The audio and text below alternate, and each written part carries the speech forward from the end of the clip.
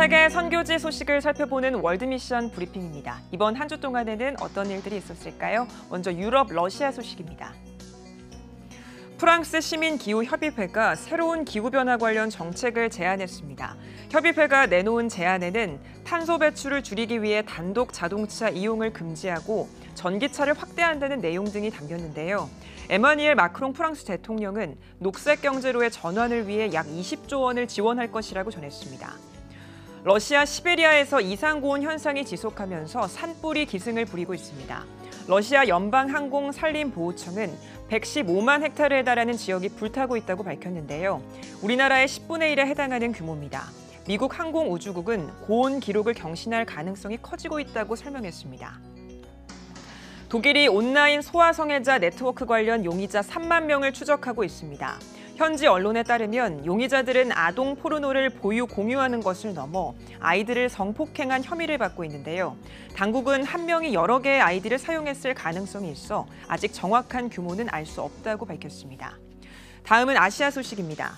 일본 가와사키시가 혐한 시위를 처벌하는 조례를 시행했습니다. 일본에서 혐한 시위를 비롯해 헤이트 스피치를 처벌하는 첫 조례인데요. 가와사키시는 조례에 특정 민족의 혐오감을 부추기는 메시지 공표를 반복하거나 반복할 우려가 있으면 시장이 중단하도록 권고할 수 있다고 규정했습니다. 임란 칸 파키스탄 총리가 지난달 발생한 무장괴한 총격 테러의 배후로 인도를 지목했습니다. 칸 총리는 인도는 지난 2008년 뭄바이에서 벌어진 연쇄 테러가 파키스탄에도 똑같이 생기길 바랐다고 주장했는데요. 인도는 터무니없는 언급이라며 칸 총리의 주장을 일축했습니다.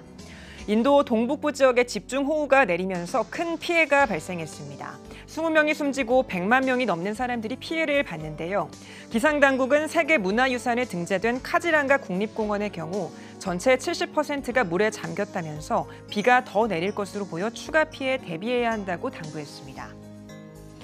마지막으로 중국 살펴보겠습니다. 중국 전국인민대표대회가 홍콩 국가보안법을 만장일치로 통과시켰습니다. 홍콩 정부는 법안 통과 당일 밤 곧바로 법안을 시행했는데요. 중국은 홍콩 보안법에 국가 분열과 국가 정권 전복을 비롯해 테러 활동과 외국 세력과의 결탁 등 4가지 범죄의 무기징역형을 선고할 수 있다고 규정했습니다. 중국의 한 소식통은 법률의 구성과 내용을 보면 홍콩 시위대를 겨냥한 내용이 촘촘히 짜여 있다며 홍콩 보안법 시행으로 앞으로 홍콩 시위의 형식과 규모 등의 변화가 있을 것으로 보인다고 전했습니다. 지금까지 월드미션 브리핑이었습니다.